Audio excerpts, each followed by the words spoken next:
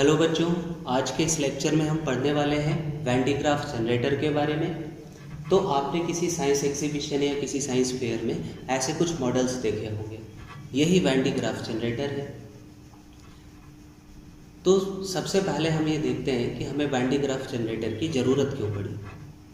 Science में कुछ ऐसे एक्सपेरिमेंट होते हैं जिनमें सब एटॉमिक पार्टिकल्स को बहुत ज़्यादा वेलोसिटी तक एक्सेलरेट करने की ज़रूरत पड़ती है। इन एक्सपेरिमेंट को कहा जाता है पार्टिकल एक्सेलरेटर एक्सपेरिमेंट। तो इन पार्टिकल एक्सेलरेटर को ऑपरेट करने के लिए हमें 1 मिलियन वोल्ट्स तक के पोटेंशियल डिफरेंस की ज़रूरत पड़ती है। तो इतना ज़्यादा पोटेंशियल डिफरेंस को क्रिएट करने के लिए 1929 में फिजिसिस्ट वैन डी ग्राफ ने एक डिवाइस बनाया और उस डिवाइस को हम कहते हैं वैन डी ग्राफ जनरेटर। तो वैन डी ग्राफ जनरेटर एक इलेक्ट्रोस्टैटिक जनरेटर है जिसकी हेल्प से हम 10⁻⁷ वोल्ट्स तक का पोटेंशियल डिफरेंस को क्रिएट कर सकते हैं, जिससे कि पार्टिकल एक्सेलरेटर को ऑपरेट किया जा सके। तो सबसे पहले हम देखते हैं कि इस वैन डी ग्राफ जनरेटर का कंस्ट्रक्शन कैसा होता है। तो इस वैन डी ग्राफ जनरेटर में एक सिलेंड्रिकल कॉलम होता है जो कि इंसुलेटिंग मटेरियल का बना होता है। इसकी हाइट 15 to 20 मीटर्स तक होती है। इस सिलेंडर का जो अपर पोर्शन होता है ये होता है होलो मेटेलिक स्फीयर, जिसका डायमीटर 10 से 15 मीटर तक होता है। और इस स्ट्रक्चर के अंदर 2 पुलीज होती हैं, P1 एंड P2, और इन पुलीज के ऊपर एक बेल्ट लगा होता है, बेल्ट B। फिर हम एक मोटर लेते हैं जिसका कनेक्शन हम पुली P1 से कर देते हैं, जिससे कि इन दोनों पुलीज को घुमाया जा सके। साथ ही इसमें 2 मेटेलिक कॉम्ब होते हैं, C1 एंड C2। ये मेटेलिक कॉम्ब हमारे हेयर कॉम्ब जैसे ही होते हैं, लेकिन ये मेटल के बने होते हैं। तो जो पहला कॉम्ब है C1, इसका कनेक्शन हम हाई टेंशन पावर सप्लाई से कर देते हैं, और कॉम्ब C2 का कनेक्शन हम मेटेलिक स्फीयर से कर देते हैं। तो नोट्स बनाने के लिए ये रहा इसका कंस्ट्रक्शन। फिर इसके बाद हम देखते हैं कि इसका वर्किंग प्रिंसिपल क्या है। तो Van de Graaff generator mainly 3 principles पर वर्क करता है। पहला प्रिंसिपल है कि किसी भी स्फेरिकल कंडक्टर का कैपेसिटेंस होता है 4πε0 kr। तो यदि इस मेटेलिक स्फीयर का रेडियस बढ़ा दिया जाए तो इससे इसका कैपेसिटेंस भी बढ़ जाता है, जिससे उसमें ज़्यादा से ज़्यादा चार्ज को स्टोर किया जा सकता है।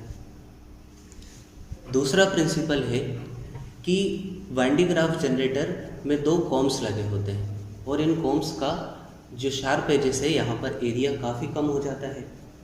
तो सरफेस चार्ज डेंसिटी का फॉर्मूला यदि आप देखें तो यदि इसमें एरिया को कम कर दिया जाएगा तो उससे सरफेस चार्ज डेंसिटी बढ़ जाएगी। इसीलिए इन कॉम्स के एंड पर सरफेस चार्ज डेंसिटी काफ़ी ज़्यादा बढ़ जाती है। तो थर्ड प्रिंसिपल है कि इस वैन डी ग्राफ जनरेटर का जो कैपेसिटेंस होता है उसका फॉर्मूला ये रहा। इसके बाद हम वैन डी ग्राफ जनरेटर का वर्किंग देखते हैं। तो जैसे ही कॉम्ब C1 को हाई टेंशन पावर सप्लाई से कनेक्ट करते हैं, इस कॉम्ब के शार्प एजेस पर पॉजिटिव चार्ज आ जाता है।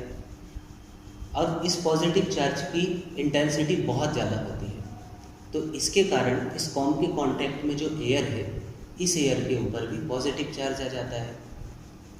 तो इस एयर को कॉम्ब का पॉजिटिव चार्ज रिपेल करता है और ये एयर बेल्ट के कांटेक्ट में आ जाती है, जिसके कारण बेल्ट पर पॉजिटिव चार्ज आ जाता है। फिर जैसे ही मोटर घूमना स्टार्ट होती है तो ये पॉजिटिव चार्ज बेल्ट से होता हुआ कॉम्ब C2 की तरफ चला जाता है, और जैसे ही ये चार्ज कॉम्ब C2 की तरफ बढ़ेगा, C2 पर पॉजिटिव चार्ज आ जाएगा।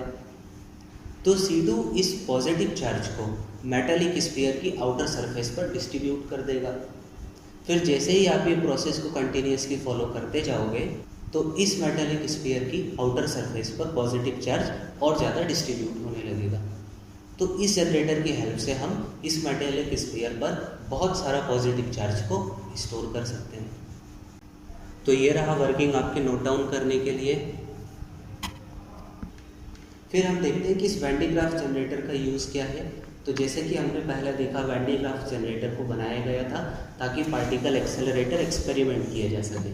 तो इसका पहला यूज़ है कि इसकी हेल्प से हम पार्टिकल्स को एक्सेलरेट कर सकते हैं। फिर हम देखते हैं इसका लिमिटेशन। तो ये जो वैन डी ग्राफ जनरेटर होते हैं इनका साइज़ काफ़ी ज़्यादा बड़ा होता है, लगभग 35 मीटर्स तक इनका हाइट होता है, जो कि किसी 7th फ्लोर बिल्डिंग के बराबर होता है। तो इसके कारण इस वैन डी ग्राफ जनरेटर को एक जगह से दूसरी जगह ले जाना काफ़ी मुश्किल होता है। तो यही एक वैन डी ग्राफ जनरेटर है। आई होप कि आपको ये समझ में आया हो। Thank you.